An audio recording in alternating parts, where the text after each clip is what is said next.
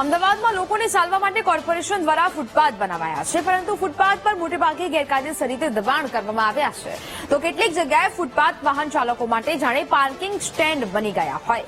શહેરમાં જાણે કે ફૂટપાથ ગાયબ જ થઈ ગયા હોય તેવું જોવા મળે છે. ફૂટપાથના અભાવે રાહદારીઓને ચાલવામાં મુશ્કેલી થઈ રહી છે.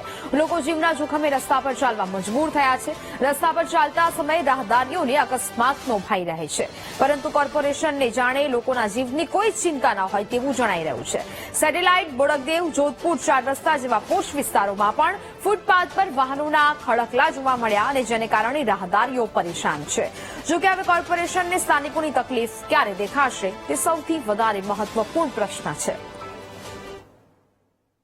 रोड पे चलना तो मुश्किल ही है. एक तो पार्किंग की जगह पे तो मतलब फुटपाथ तो है ही नहीं पहले बात तो, और फुटपाथ जो भी जगह है वहाँ पे पार्किंग की हुई रहती है, तो चलने में बहुत दिक्कत होती है हमको.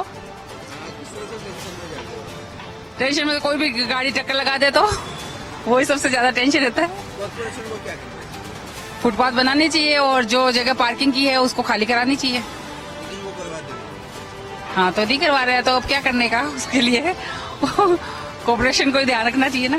फुटपाथ थोड़ी बहुत बनाई हुई है सैटेलाइट पे, लेकिन उस फुटपाथ के ऊपर इतना दबाण है कि मतलब जैसे दुकान वाले हैं वो अपना बाहर सामान जमा के रख देते हैं, जो चाय वाले हैं, पान वाले हैं, वो लोग सब अपना सामान और वहाँ कुर्सियां डाल देते हैं, और चाय की लारियां हैं, कहीं पर वो ठेले वाले हैं वो सब भर देते हैं. तो ऐसे लगता है कि वो चलने के लिए नहीं है, वो तो दुकानें खोल रखी है. और नहीं वो जो खाली बची हुई है तो वो भिखारी लोग अपनी जगह बना रखे. कोई कैसे कोई कैसे, तो चलने में इतनी दिक्कत होती है. सड़क पर चलने वाला पैदल तो बहुत ही मुश्किल काम है, और चलने तो डरते हैं कि कहीं गाड़ी अपने को टक्कर नहीं लगा दे और कहीं लग जाएगी. ઉપયોગમાં એવું છે કે દબાણના કારણે અમુક લોકો પોતાનું કામ લઈને બેસી જાય છે, યા કોઈ સામાન મૂકેલો હોય છે, કોઈ યુઝ નહીં થતું ફૂટપાથનો. જે છે અમારા માટે જ છે, સરકારે અમારા માટે જ બનાવેલું છે કે ભાઈ યુઝ કરવા માટે, પણ યુઝ નથી થતું. હા, ડર રહે છે, કેમ કે બધી બાજુથી ગાડીઓનો અવર જવર રહે છે. ક્રોસ કરતી વખતે બહુ ધ્યાન રાખવું પડે છે.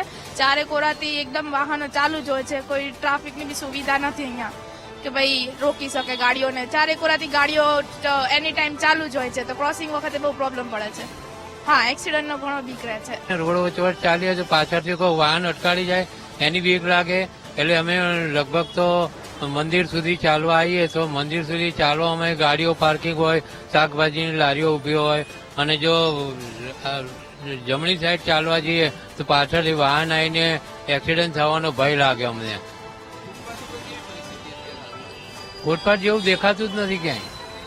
કઈ એવું લાગે કે ફૂટપાથ છે, જો ચાલીએ તો એવું લાગે કે તો અમને બીક ના લાગે, પણ ફૂટપાથ જેવું દેખાતું જ નથી. ફૂટપાથ ઉપર વાહનો પાર્કિંગ હોય, કાં તો લારીઓ હોય, કાં તો શાકભાજીની લારીઓ ઉભી હોય, અને જો જમણી સાઈડે ચાલવા જઈએ તો અમને બીક લાગે કોઈ હાથ ઉપર ફ્રેક્ચર કરી જતું રહે, પગે વગાડીને જતું રહે.